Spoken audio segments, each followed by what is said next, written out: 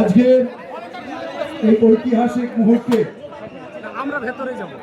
এমন একটা মিলন, এমন একটা সংগ্রাম হতে যাচ্ছে, ভারতবর্ষের বুকে একটা নজির তৈরি হতে যাচ্ছে, বাংলার বুকে একটা বিপ্লব তৈরি হতে যাচ্ছে, ইতিহাস তৈরি হতে যাচ্ছে।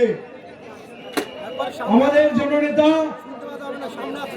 বাংলার তথা মুর্শিদাবাদের নবাব, আমরা যাকে আখ্যায়িত করেছি শ্রদ্ধেয় হুমায়ুন কবির সাহেব, এবং সর্বভারতীয় স্তরে আন্তর্জাতিক মানের যিনি নেতা ব্যারিস্টার আসাদুদ্দিন ওয়াইসি, অল ইন্ডিয়া মজলিসে ইত্তেহাদুল মুসলিমিনের যিনি কর্ণধার, এবং পুরো ভারতবর্ষের মানুষের পিছিয়ে পড়া জাতির নয়নের মণি, তাদেরকে একই সঙ্গে একই মঞ্চে জনসভায় আপনারা পাচ্ছেন।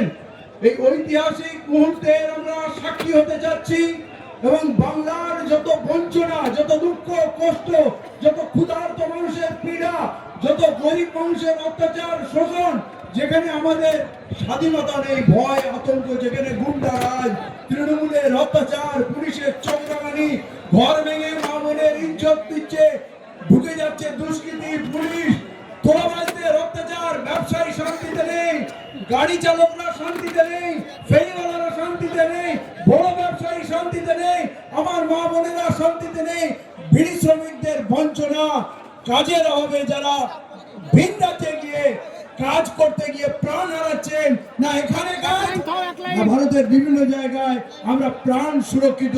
এরকম একটা মুহূর্তে যখন আমরা কোণঠাসা, বাংলার মানুষ কোণঠাসা, আজ আমাদের সব প্রতিশ্রুতি ভেঙে খান খান হয়ে গেছে। যে আশায় আমরা শ্রীমতী মমতা বন্দ্যোপাধ্যায়কে বেঁচেছিলাম, তিনি এসেছিলেন ঘুমটা লাগিয়ে, ওড়না পরে, মাশাআল্লাহ, ইনশাআল্লাহ, লা ইলাহা ইল্লাল্লাহ মুহাম্মদ রাসূলুল্লাহ সাল্লাল্লাহু আলাইহি ওয়াসাল্লাম মানে কলমা পর্যন্ত পড়েছেন, এবং বলেছিলেন আমি 10,000 মাদ্রাসা দেব। কিন্তু আজ পর্যন্ত আমার ওনার ওই ইফতারের মজলিস ছাড়া কিছু পেলাম না। আমি ওনাকে মিথ্যাশ্রী বলে ডাকি, এত ভালো মিথ্যা মোদিও বলতে পারে না।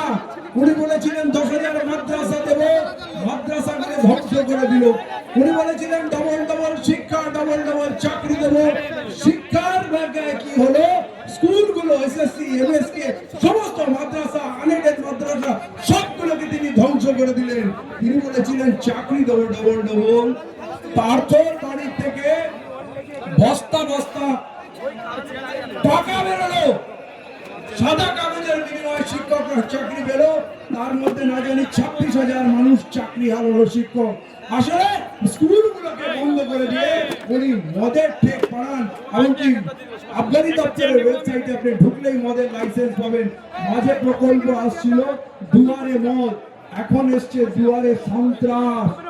কিন্তু লেটেস্ট আমরা তো অনেক চুরি দেখলাম, আমরা মিডডে-মিলের চাল চুরি দেখলাম, ডিম চুরি দেখলাম, বন্যার সময় তিরপাল চুরি দেখলাম, আবাসনের ঘরের টাকা চুরি দেখলাম, আমরা জমি মাফিয়াদের তাণ্ডব দেখলাম, আমরা স্বাস্থ্য কেন্দ্রে গিয়ে ডাক্তার পেলাম না, ওষুধ পেলাম না, রক্ত পরীক্ষা করতে গেলে 200-300 করে টাকা দিতে হয়, বার্থ সার্টিফিকেট 200 টাকা দিয়ে কিনতে হয়, আবাসন সার্টিফিকেট চাইলে 500 টাকা দিতে হয়, পঞ্চায়েতে কোনো কাজ চাইতে গেলে আপনাকে পয়সা দিতে হয়। এই এত বঞ্চনার পর আমাদের নদী ভাঙনে কেউ দাঁড়ায়নি।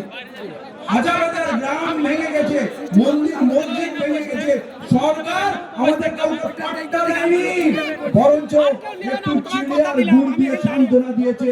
তাও এরা জননেতা বলে আজকে আমাদের সর্বনাশ করে দিয়ে এই মুহূর্তে ওরা কি করছে, এসে বলছে বিজেপিকে রুখতে হবে।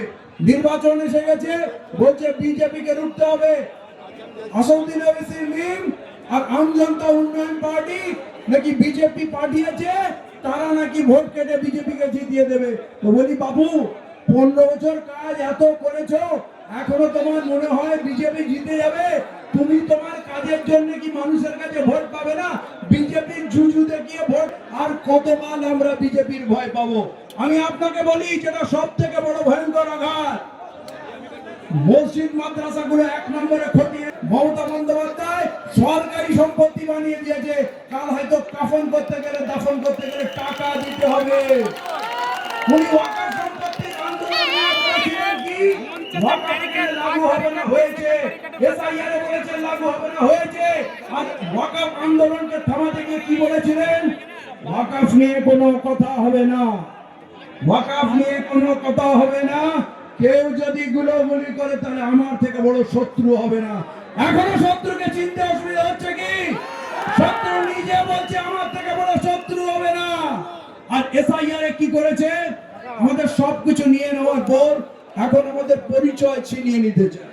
এসআইআর প্রথমে বললো এসআইআর হবে না, আমি বেঁচে থাকলে হবে না, কিন্তু এসআইআর হলো, উনি বেঁচে আছে।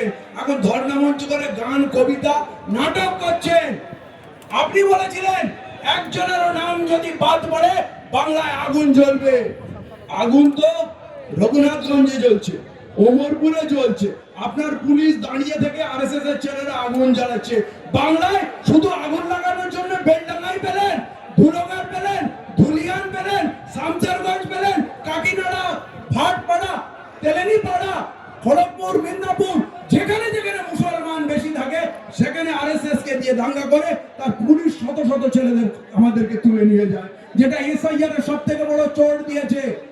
প্রথমে এসআইআর এর তথ্য নিল, বলল কাগজ লাগবে না, তারপরে নোটিশ পাঠিয়ে লজিক্যাল ডিসক্রিপেন্সির নামে আমার মা বোনকে, ছোট ছোট বাচ্চাকে কোলে নিয়ে বিডিও অফিস, অঞ্চল অফিসে দাঁড় করলো। সব কাগজ নেওয়ার পর তালিকা বার করে বলছে আন্ডার অ্যাডজুডিকেশন, আমরা বিচারাধীন। কিসের বিচারাধীন? বিচারক তো আমরা, ফয়সালা তো আমরা দেব।